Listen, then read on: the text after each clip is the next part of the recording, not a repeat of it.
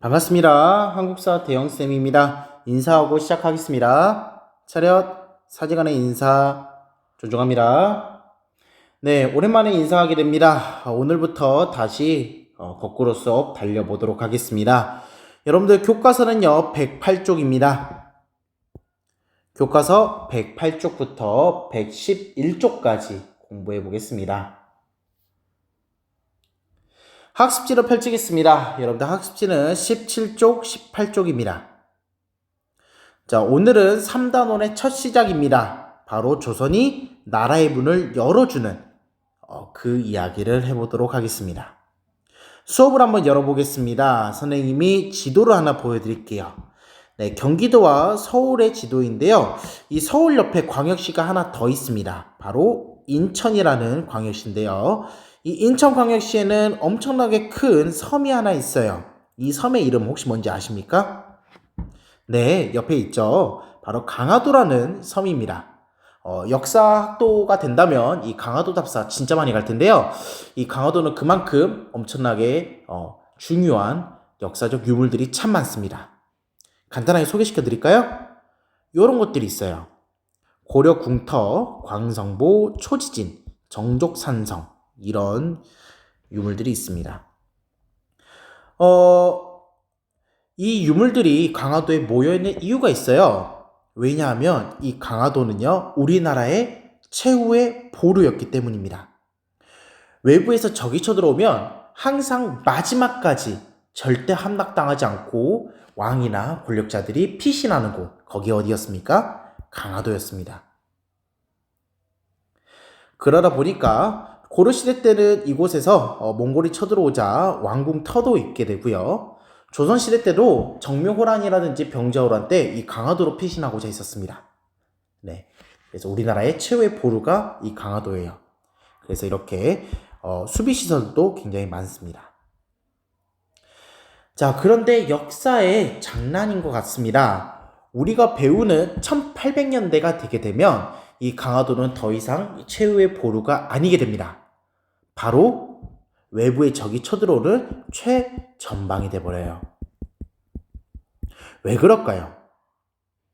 맞습니다. 외적들이 다 뭐 타고 쳐들어옵니까? 네, 배를 타고 쳐들어오게 됩니다. 자, 그런데 배 타고 왜 하필 이 강화도로 쳐들어올까요? 네, 이 강화도가 어디로 가는 길목이기 때문이에요. 네, 이 한강을 따라서 수도였던 한양으로 가는 길목이었기 때문입니다. 우리가 배우는 1800년도가 되게 되면 서구 열강들이 조선의 문을 열어줄 것을 요구하게 됩니다. 바로 서구 열강들의 침략이 있게 되는데요. 여기에서 가장 먼저 침입을 받았던 곳이 어디예요? 이 강화도입니다. 그래서 오늘은요, 이 강화도에서 있었던 이야기 먼저 하고 그 다음으로 가보도록 할 겁니다. 지금 집권해 있는 사람이 누구예요? 바로 흥선대원군이라는 사람입니다. 흥선대원군은 미션이 있었습니다. 첫 번째는 세도 정치로 약해진 왕권을 강화시키는 미션. 두 번째는 문란해진 삼정을 극복하는 미션. 마지막 세 번째 미션이에요. 바로 조선 앞바다에 둥둥 떠다니는 무슨 배를요? 이양선이라는 배를 어떻게 할 것인가에 대한 미션이 있었습니다. 모양이 다른 배라고 해서 이양선이에요. 여기에는 누가 타고 있습니까? 네, 서구 열강들이 타고 있어요. 이 서구 열강들은 조선에 요구하는 게 있습니다. 바로 상업행위를 인정해달라는 것이었습니다. 결론부터 얘기하면 이 흥선대원군은 서구 열강들의 통상의 요구를 거부합니까? 들어줍니까? 맞아요. 거부하는 정책을 펼치죠. 그래서 오늘은 이 흥선대원군의 통상수교 거부 정책부터 한번 보도록 하겠습니다. 여러분들 17쪽입니다. 조선의 통상수교 거부 정책을 보기에 앞서서 주변국이었던 청과 일본은 어떤 상황이었는지 간단하게 보겠습니다. 청나라는요, 아편전쟁이라는 전쟁이 일어나게 됩니다. 영국을 비롯한 서구 열강들이 전쟁을 일으키게 돼요. 그리고 이 아편전쟁의 결과 꽉 막혀있던 청나라의 문이 열리게 됩니다. 일본의 상황도 비슷합니다. 일본한테 처음 갔던 나라는 미국이라는 나라입니다. 이 미국의 페리 제독은요, 일본의 통상을 요구하기 위해서 무력 시위를 하게 되고요. 그 결과 일본도 나라의 문을 열어주게 됩니다. 청과 일본의 나라의 문이 열리게 되었습니다. 그쵸? 자, 그 다음의 순서는 어디입니까? 바로 조선이었어요. 조선도 역시 마찬가지로 서구 열강들의 통상 수교의 요구가 있었습니다. 조선은 이 서구 열강들의 통상 수교를 어떻게 해버려요? 거부하는 정책을 펼칩니다.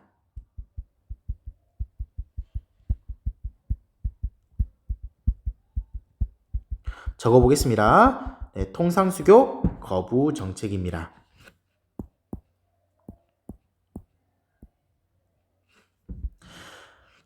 먼저 1866년에 참 많은 일들이 있었습니다. 이때 조선에서는 대대적으로 천주교 신자들을 처형하는 사건이 일어났었어요.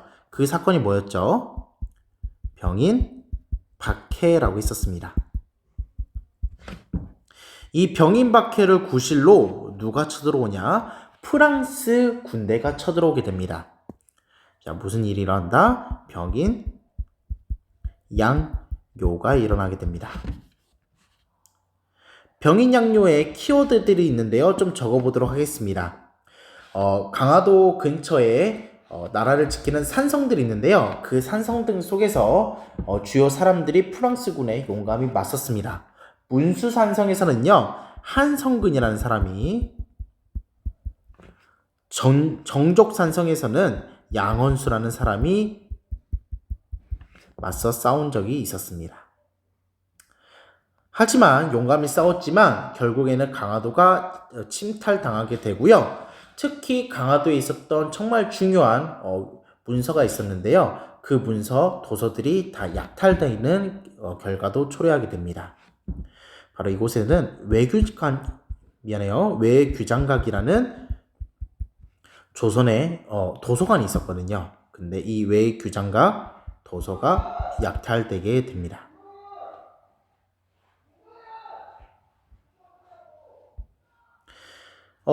예전에 2015년인데요. 굉장히 오래됐죠. 2015년에 우리나라에 이 문화재가 들어온 적이 있습니다. 바로 이 문화재가 뭐냐면 병인양요 때 약탈됐던 외규장각 문서들이거든요. 여기에는 조선 왕실에서 갖고 있었던 수많은 중요한 문서들이 많았는데 이것을 대여 형식으로 우리에게 빌려줬습니다. 그래서 지금까지도 한국에서 대여 형식으로 보고 있습니다. 외규장각 문서까지 약탈됐다는 거, 그게 바로 무슨 사건이라고요? 병인 양요가 있었다는 거 기억하시면 되겠습니다. 자, 두 번째는 미국과 있었던 사건을 보겠습니다. 같은 1866년인데요. 이때 우리 공부했었어요. 대동강 앞바다에 이런 일이 있게 됩니다. 대동강 앞바다에 통상을 요구하면서 들어왔던 미국의 함선이 있었습니다. 그 함선의 이름이 뭐였어요? 그쵸. 제너럴 셔머노였습니다. 그런데 이 제너럴 셔머노를 불태서 없애버렸던 사건, 바로 제너럴 셔머노 사건이 일어나게 됩니다. 미국은 이 제너럴 셔머노 사건을 빌미로 해서 1871년에 쳐들어오게 됩니다. 그 해가 바로 신미년인데요. 그래서 신미 양요라는 게 일어나게 됩니다.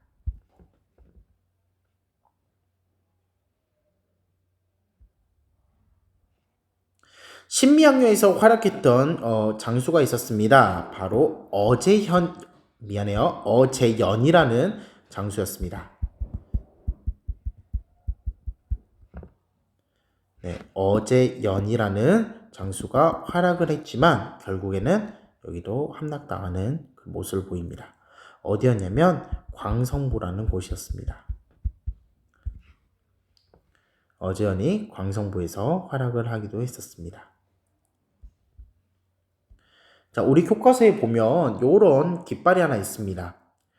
이 깃발 여기에는 뭐라 써져 있냐면 장수를 뜻하는 수라는 글자가 써져 있는데요.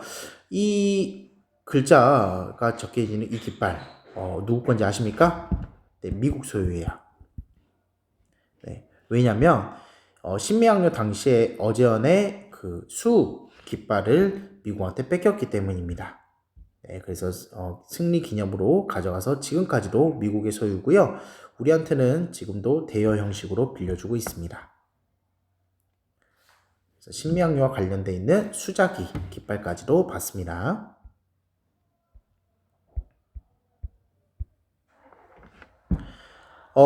그 사이에 사건이 하나 더 있는데요. 바로 오페르트라는 독일의 상인입니다. 이 오페르트라는 독일의 상인이 1868년에 했던 일이 있어요. 바로 남영군이라는 사람의 묘를 도굴하는 사건이 일어나게 됩니다. 오페르트 남영군 묘 도굴 사건이 일어나요.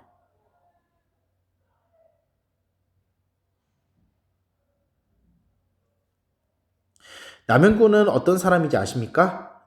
네, 누구의 아빠예요? 네, 흥선대원군의 아빠입니다. 그러면 현재 국왕의 누굽니까? 할아버지예요. 네, 국왕의 할아버지의 묘를 오페르트라는 독일의 상인이 밤에 몰래 도굴을 하려고 시도했었어요. 왜냐면 이 사람이 원했던 거는 조선과의 통상이었거든요. 그래서 거래하기에 좋은 자리를 잡기 위해서 도굴을 시도하려다가 실패하는 사건이 일어나게 됩니다. 네, 흥선대원군은 이 오페레트 도굴 사건 때문에 굉장히 화가 났다라고 전해집니다. 네. 결국에는 이런 일련의 사건들을 통해서 흥선대원군은 신미양요와 끝으로 전국에 비석을 세우게 됩니다. 그 비석의 이름이 바로 척화비라는 비석입니다.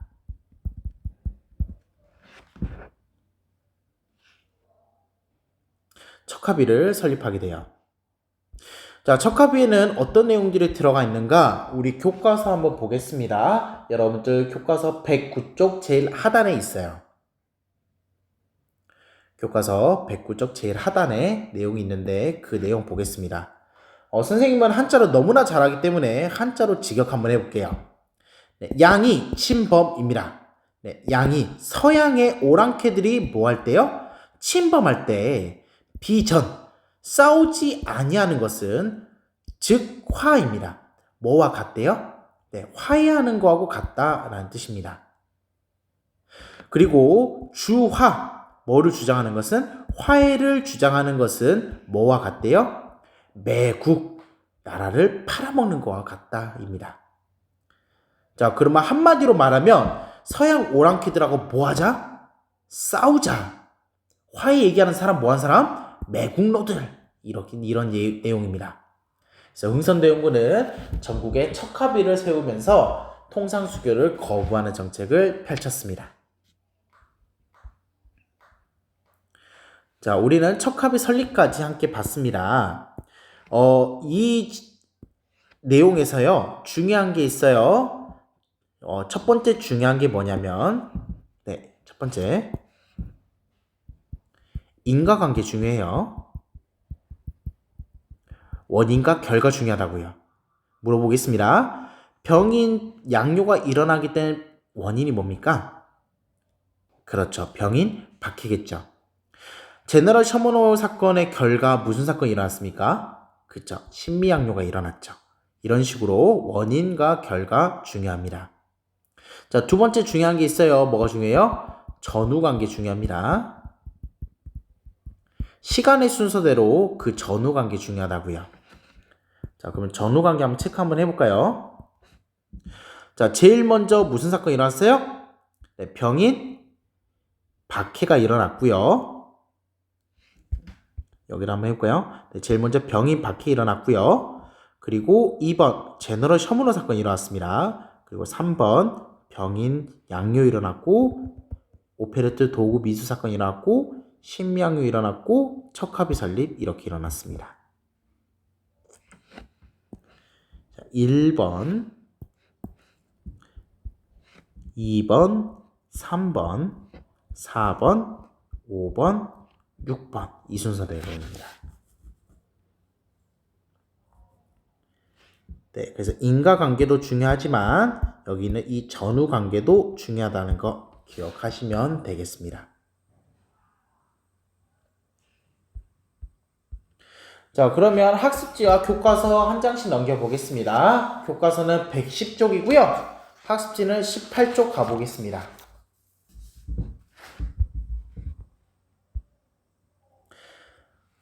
약간 지루한 것 같으니까 선생님이 질문 하나 해볼게요. 여러분들 여기가 혹시 어딘지 아십니까? 네, 여기는 인천공항입니다. 네, 여러분들 혹시 가본 적 있으세요? 네, 해외여행 가려면 이 인천공항으로 가셔야 되겠죠. 인천공항이 혹시 그러면 어디에 있는지 아세요? 당연히 인천에 있겠죠. 그럼 인천 중에서 어디에 있을까요? 네, 여기 보이세요? 이 섬에 있는 게 인천공항입니다. 자, 이 섬의 이름이 뭔지 아십니까? 바로 영종도라는 곳이에요. 영종도. 지금은 해외여행 가려면 이 영종도로 가서 인천공항에서 슉 해외로 가겠죠. 선생님이 왜 갑자기 이런 말을 꺼냈냐면 정말 역사의 장난이라는 게 이런 것 같아요. 무슨 말인지 한번 들어보시죠. 이 영종도라는 곳이 약 100여 년 전에는요, 어떤 사건이 일어났던 곳이냐면, 운요 사건이라는 게 일어났던 곳입니다. 운요 사건 결과 강화도 조약이라는 조약을 체결하게 돼요. 이 강화도 조약으로 인해서 나라의 문을 꽉 닫고 있었던 조선이 처음으로 외국한테 나라의 문을 열어주게 됩니다. 그 시작이 되었던 사건이 운요 사건이에요. 무슨 말이냐면 약 100여 년 전만 해도 이 영종도라는 곳에서 처음으로 나라의 문을 열어주고 그곳에서 수많은 외국인들이 들어오게 됐습니다. 그런데 100여 년이 지난 지금 오히려 그 역사적인 장소에서 우리가 어떻게 하고 있어요? 네, 해외로 나가고 있죠. 역사의 장난 아닙니까? 선생님만 그렇게 생각하나요? 네, 그곳이 바로 영종도입니다. 그래서 오늘은요, 지금부터는 운요 사건과 그 강화도 조약의 이야기를 간단하게 한번 해보도록 하겠습니다. 18쪽입니다. 1876년에 우리나라 최초로 맺었던 근대적 조약, 그 조약이 바로 강화도 조약입니다.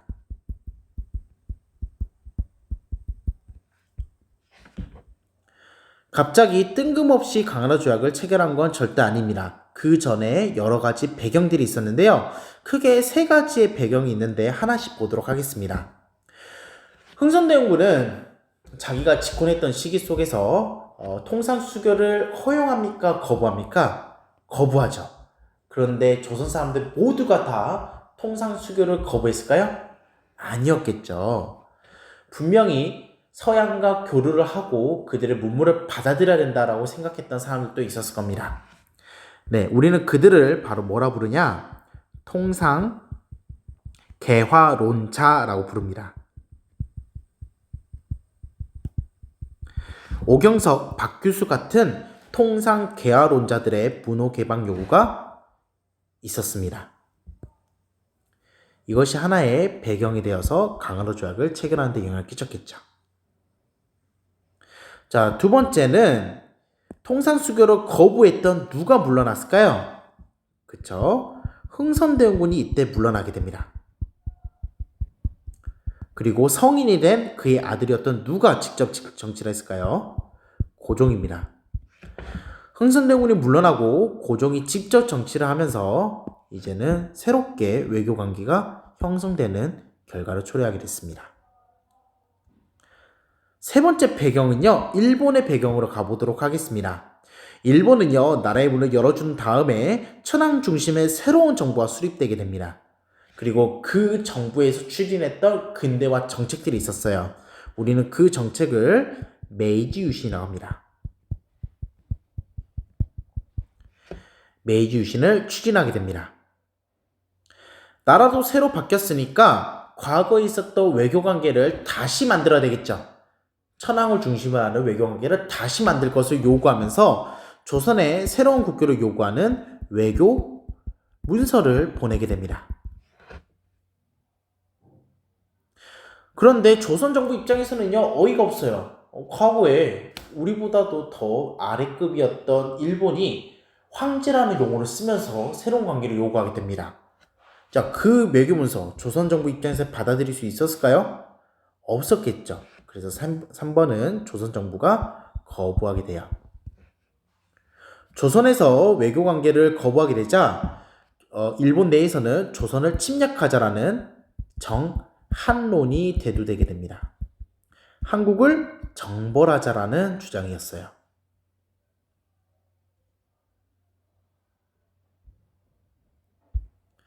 자, 이런 배경 속에서 일본은 어떤 사건을 자행하게 됐냐면 바로 운요 사건이란 걸 자행하게 됩니다. 강화도 앞바다에 운요라고 하는 일본의 함선을 띄워놓고요. 알짱알짱 거립니다. 자, 영해를 침범하게 되자 조선에서는 위협 사격을 하게 되고요. 그걸 빌미 삼아서 운요에서도 공격을 하게 됩니다. 그 사건이 바로 운요 사건이었어요. 일본은 이 운요 사건을 빌미 삼아서 이제 조약을 체결할 것을 강요하게 됩니다. 그렇게 해서 체결한 게 바로 강화도 조약입니다. 이 강화도 조약을 했던 곳이 바로 어딜까요? 네, 강화도이죠. 보통 조약은요, 그 조약을 체결한 지역을 이름을 따서 부르게 됩니다. 그래서 이렇게 여기 보면 기관총을 딱 해놓고 위협적인 분위기 속에서 강화도 조약을 체결하게 돼요. 지금도 그 터가 강화도에 남아 있습니다. 연무당이라는 곳에서 체결했거든요. 그래서 여기도 지금 예터가 존재하고 있어요. 강화도 조약의 내용들이 있습니다. 먼저 내용부터 보고 우리가 정리해 보도록 하겠습니다. 여러분들 교과서 111쪽입니다. 자, 강화도 조약입니다. 첫 번째, 조선을 뭐라고 규정하고 있습니까? 네, 자주국이다 라고 규정하고 있습니다. 사관을 보게 되면 지금 항구를 열어주고 있습니다. 무슨 항구를 열고 있어요? 부산항을 열고 있네요. 나중에는 어디와 어디까지로 열어주고 있습니까? 네, 원산과 인천까지로 열어주고 있어요. 강화도 조약 이후에 나라의 문을 열어줬는데 부산과 원산과 인천 이 세 개의 항구만을 열어줬구나 라는 걸 기억하시면 되겠습니다. 자, 강화도 조약에서 또 일본이 갖고 있는 권리가 하나 있습니다. 바로 자유롭게 해안을 측량할 수 있도록 조선은 허가하고 있죠. 일본의 해안 측량권을 인정해주고 있다는 거 기억하고 있으면 되겠고요. 마지막은 식간을 보셔야 되는데요. 일본인이 조선에서 머무르는 동안 죄를 범할 수도 있겠죠. 그러면 누가 심판해요? 일본인이 심판한다 라고 되어 있습니다. 일본인이 조선에서 잘못하면 일본인이 심판한다. 이것은 무슨 재판권이라냐면 영사재판권이라고 합니다. 영사관에서 재판해서 영사재판권이라는데 이 영사재판권도 인정해주고 있어요. 이게 강화도 조약의 내용이었습니다. 정리 한번 해볼게요. 이 강화도 조약의 의의가 있는데요. 외국과 맺은 최초의 근대적 조약이었습니다. 자, 두 번째는 이제는 조공채권 관계가 아니라 국제법의 바탕으로 한 새로운 외교 관계를 했다라는 의의가 있습니다. 그 당시에 국제법을 우리는 만국공법이라고 불렀어요. 그래서 만국공법을 바탕으로 새로운 외교 관계가 형성되게 됩니다. 하지만 이렇게 만들어진 조약은요, 성격이 있었으니 바로 불평등한 조약이었습니다. 어떤 게 불평등했냐? 일단 세계 항구가 열리게 되었죠. 그런데 이 세계 항구뿐만 아니라 일본이 조선의 앞바다를 뭐 할 수 있는 해안을 측량할 수 있는 권리도 있었습니다. 그리고 아까 무슨 권리도 인정해 준다 했었죠? 네, 영사 재판권도 인정해준다 했었습니다. 이런 조약들로 인해서 조선에게 불평등한 조약이었습니다. 강화도 조약 말고도 후속 조약들을 체결했었는데요. 계속 111쪽을 보게 되면 첫 번째 후속 조약으로서 조선에서 뭐를 사용할 수 있다고요? 네, 화폐를 사용할 수 있대요. 그래서 일본에서 활용되는 화폐도 사용할 수 있었다는 거. 그리고 두 번째는 조선에서는요, 일본이 뭐를 수출할 수 있다고요? 네, 쌀을 수출할 수 있다. 수입, 수출할 수 있다. 이런 얘기가 나와 있습니다. 자, 정리 한번 해보면요.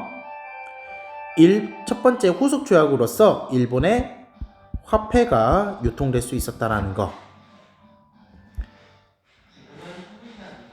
하지만 문제는 일본과 조선 사이에서 관세가 없이 무역이 진행됩니다. 그래서 무관세 무역이었다는 게 문제가 있어요.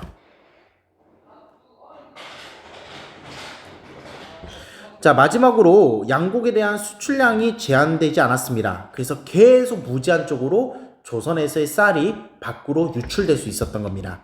그래서 후속 조약으로 인해서 쌀의 무제한 유출이 가능해졌던 게 그 내용입니다. 네, 고생하셨습니다. 오늘 여기까지 수업하겠습니다.